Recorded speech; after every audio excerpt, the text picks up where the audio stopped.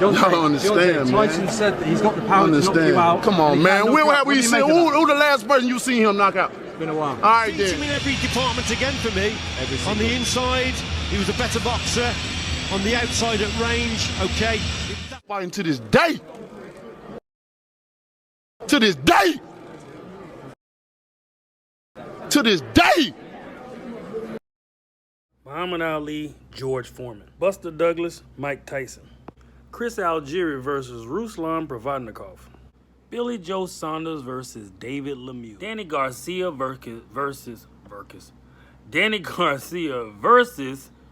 Lucas Matisse. What's up, everybody? This is Coach Chip with Toe to Toe Magazine TV. The list goes on and on, man, about fighters who have been matched up with power punchers that got the one-hitter quitters that can change the fight in a split second. But the old saying, skills pay the bills, baby. Skills pay the bills. I don't necessarily like styles make fights because it's such a blanket statement. What style make fights? You know what I mean? Come forward, flat-footed power punchers, have beatboxers. So, that person's pressure made that fight. Boxers have beaten flat-footed fighters. You know what I mean? This style makes fights. What style are you talking about? It's a lot of people with different styles that can switch. It's a lot of people with styles that southpaws give people's problems. People with fast feet give people problems. People with fast hands give people's problems. People with a huge intimidation game, mind games, give people problems. So, but anyways, the statement of who has a person knocked out lately, who has a person stopped and all that kind of stuff like that, because you have power punches and things like that and you have stopped people, does not mean you can do that to everybody. George Foreman didn't do it to everybody. Sonny Liston didn't do it to everybody.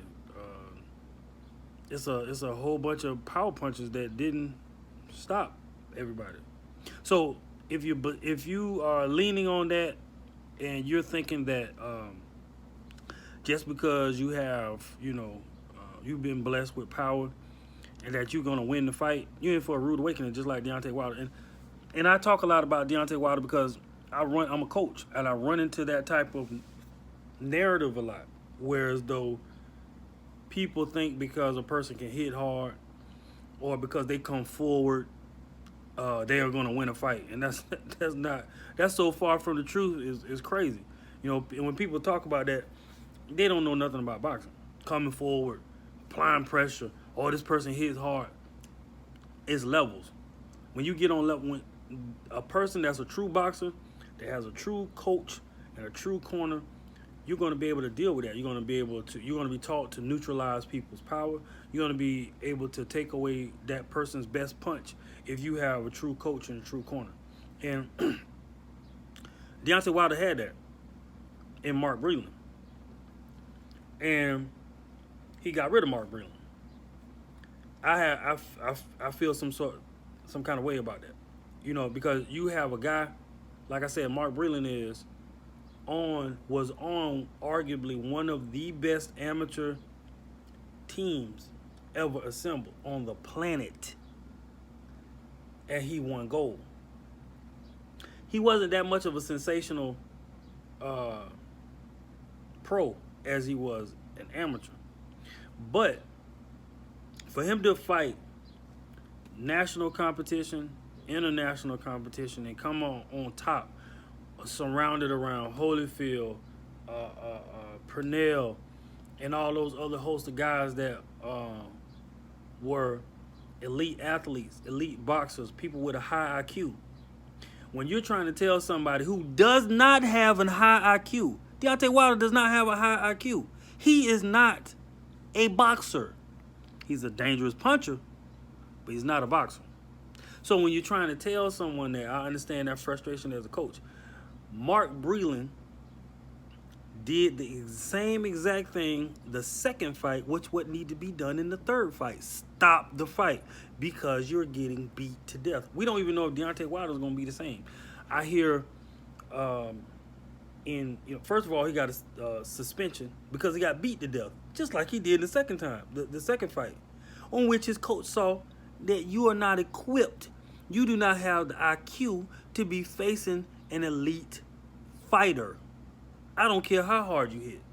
I don't care what your ego is. I don't care about your passion in this sport. In this sport, either you can do it or you can't. And that is a pet peeve when people think that the coaches don't matter or you get so big, you don't have to listen to the coach, this, that, and the third, who have groomed a lot of people. And you can learn a lot from people with a high boxing IQ just by watching them in the gym.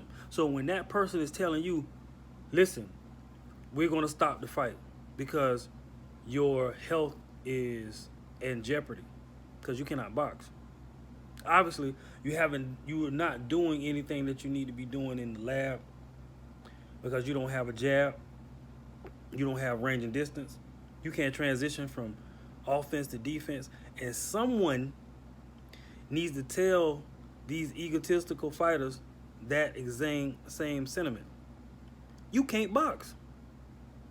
Period. You don't know, like the great Roger Mayweather, which is one of my favorite coaches. You don't know shit about boxing. Period. I don't care how many people you knocked out, what belts you have. You don't know anything about boxing. And when you get to that certain level, you're going to learn that. Okay, how tough you are, okay, how big your chest is, how big your ego is, you're going to get a reality check. Besides the check that you get after the fight, you're going to have to go home with a reality check.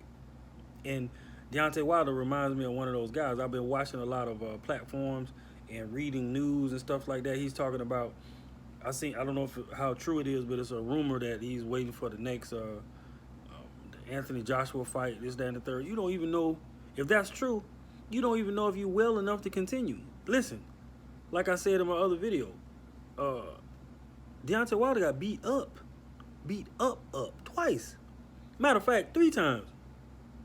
If you go back and do the math, Deontay Wilder has been beaten up for over 30 rounds by a very huge man who he said in this video, in this very video in the beginning, oh, who's the last person he got knocked out? This, that, he got skills to touch you on a repeated basis. If a 6-year-old hits you enough, you're gonna feel it.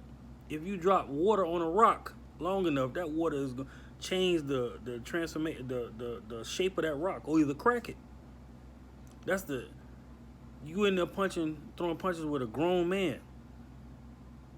You have to learn how to box. You can't go around talking about, oh, my power this or my power that. And I've seen people commentate, criticize,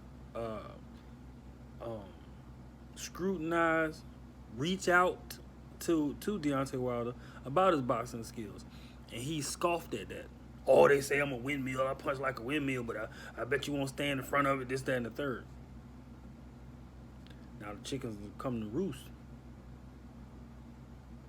And I see a lot of people having, giving him, he even said it, like, it took a fight like this for me to get my props, this, that, and the third. It's a lot of, empathy, consoling, this, that, and the third, because he is tough now. He's a warrior. He want to go out on his shield and things like that. And, people feel sorry for the brother, especially in my community, reaching out to another brother. You don't want to see the worst come out if you really love your people.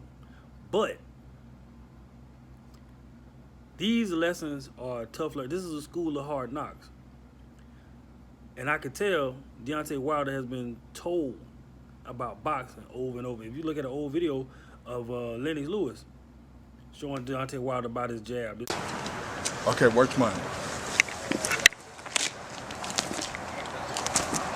So what are we doing?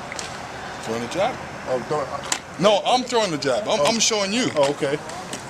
But I'm showing you how you do it. and how you're supposed to do it, in a sense to get more speed out of it. So my hands here doesn't drop back to throw. It comes right from here.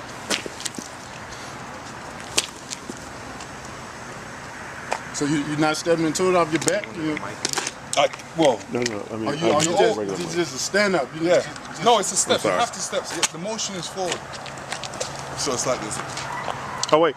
Jay. Oh, sorry. Jay, don't worry about it. Bring it off.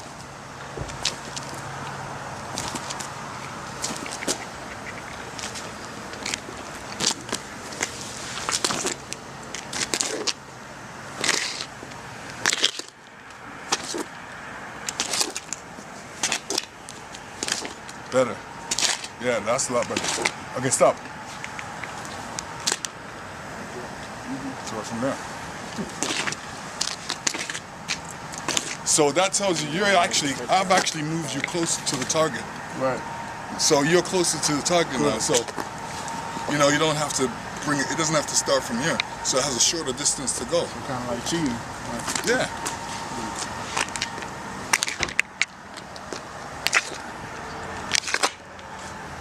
But like okay, when me and Mark, he wanted, like we do a kind of squared up, like not squared up, but like since I'm out here, it's like on that put like more string, like. No, I only got to show you, man. It's done, man. Don't worry. Another time, later, bro. I got more to show you. Okay. Yeah, that's enough for today. Appreciate it. I'm not seeing you did.